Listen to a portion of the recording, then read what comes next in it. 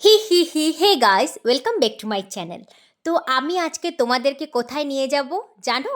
লবকুশের জন্মস্থান।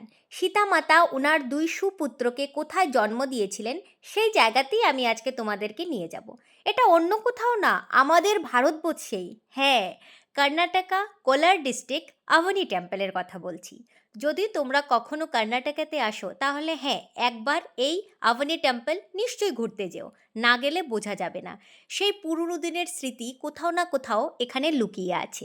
আর তাছাড়া পাহাড়ের চূড়ায় উঠার পর বোঝা যাবে যে সীতামাতা তার দুই পুত্রকে নিয়ে কিভাবে সেখানে সংসার করেছিলেন, সেখানে গেলে তারপরই বোঝা যাবে।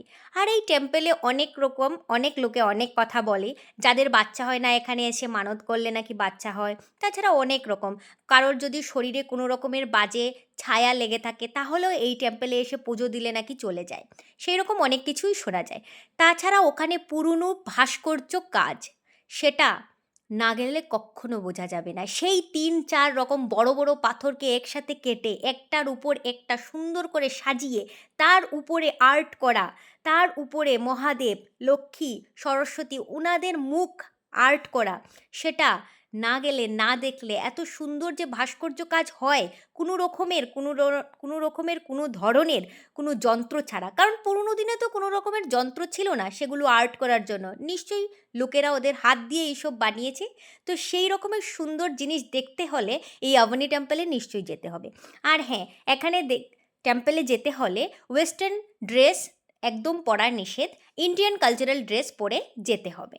তাছাড়া এই মন্দিরে অনেক সুন্দর 4খানা টেম্পল আছে। প্রথম রাম, তারপর লক্ষণ, তারপর ভরত শত্রুঘ্ন। তাছাড়া সবার প্রথমে আছে আমাদের সীতামাতা টেম্পল, আর পাশেই আছে আমাদের গণেশের টেম্পল। তাছাড়া ওখানে নটরাজের টেম্পলও আছে।